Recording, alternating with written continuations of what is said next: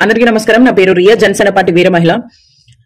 ఆంధ్ర రాష్ట్రం అంతా ఒకవైపు బతుకుతుంటే వీళ్ళిద్దరు మాత్రం మేము పక్కకెళ్ళి బతుకుతాము, మాకు సంబంధం లేని విషయాలు ఇవన్నీ అన్నట్టు బతుకుతారు వీళ్ళిద్దరు. తలా తోకలేని సంభాషణలు తీసుకొచ్చి మీడియా ముందుకు వచ్చి మాట్లాడతారు. ఈ శ్యామలక్క, రోజక్క. ఏం రోజక్క, మీడియా ముందుకు వచ్చేటప్పుడు జర వెనక ముందు చూసుకొని నిజ నిజాలు ఏందో తెలుసుకోవాలి కదా. స్క్రిప్ట్ ఇచ్చినప్పుడు అది తెలుసుకోవడం చేత కదా మనకి. ఎంతసేపు నోరేసుకొని పడిపోవడమే. భాషలో కొంచెం అన్న మార్పు వస్తుంది అనుకున్నాం. అస్సలు మీరు మీ భాష ఎప్పటికీ మారదన్న విషయం అర్థమైపోయింది. ఫస్ట్ థింగ్, పవన్ కళ్యాణ్ గారి గురించి విమర్శిస్తున్నావు. పవన్ కళ్యాణ్ గారికి ఇల్లులు ఉన్నాయా అంట. ఆయనకి ఇల్లులు లేవు, మీ మాదిరి ఇల్లులు ప్యాలెస్లు లేవు. ఇల్లుంది ఆయనకి. పిఠాపురంలో చిన్న పిల్లోడిని అడిగినా పవన్ కళ్యాణ్ గారి ఇల్లు ఎక్కడుందని అడిగితే చిన్న పిల్లోడిని అడిగినా చెప్తారు. ఒక ఇల్లు మాత్రమే ఉంది ఆయనకి. మీకులాగా ఇల్లులు ప్యాలెస్లు లేవు.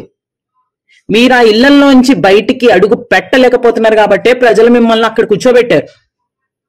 మీకు ఇది తెలుసుకోవడం నీకు చేత కాదు. ఎందుకంటే నీకు ప్రజలకి పరిపాలించే నాయకుడిని కనిపించడు. దోచేసుకునే వాళ్ళు, ప్రజల్ని మోసం చేసుకునే నాయకుడిని భజన చేసుకుంటూ కూర్చోవడం నీకు అలవాటు కదా. ప్రజల కోసం పాటుపడే నాయకుడిని నీకు ఎలా కనిపిస్తారు? కనిపించరు మీకు. ఇంకోటి, పవన్ కళ్యాణ్ గారు సినిమాల గురించి మాట్లాడుతున్నావు నువ్వు. అది ఆయన వృత్తి. నువ్వు ఆ ఫీల్డ్ నుంచి వచ్చావు రోజక్క, మర్చిపోకు. అది ఆయన వృత్తి. కాకపోతే తేడా ఏంటంటే, నీ వృత్తిలో నువ్వు సంపాదించుకున్న డబ్బులు నీ ఇళ్ళకి, నీ పర్యటనలకి, నీ మేకప్లకి, వీటికి మాత్రం ఉపయోగించుకున్నావు. కానీ పవన్ కళ్యాణ్ గారు ఆయన వృత్తిలో పనిచేస్తున్న వచ్చిన డబ్బులు కూడా ప్రజల కోసమే ఖర్చు పెట్టాడు. ఛాలెంజ్ చేస్తున్నా నీకు. ఒక్క నాయకుడిని చూపించు, సొంత డబ్బులు పెట్టుకొని ప్రజల కోసం అంకితం చేసే నాయకుడిని నువ్వు చూపించు. నువ్వా వచ్చి మాట్లాడుతున్నావు పవన్ కళ్యాణ్ గారి గురించి? షూటింగ్ల గురించి నువ్వా మాట్లాడుతున్నావు? మీలాగా మాదిరి దొంగతనాలు, దోపిడీలు చేసే రకం కాదు ఆయన. అర్థమవుతుందా? అస్సలు ఆయనని విమర్శించే స్థాయిలో నువ్వు అస్సలు లేవు. ఎప్పుడో తగ్గిపోయావు నువ్వు. ఎప్పుడో జమానా. నువ్వు ఎప్పుడైతే ఆడపిల్లల గురించి ఏంటి 1-2 రేపులకైనా అన్నప్పుడే నువ్వు తగ్గిపోయినావు. నువ్వు గుర్తుపెట్టుకో, అది నీ మర్యాద అంతా అక్కడనే కోల్పోయినావు.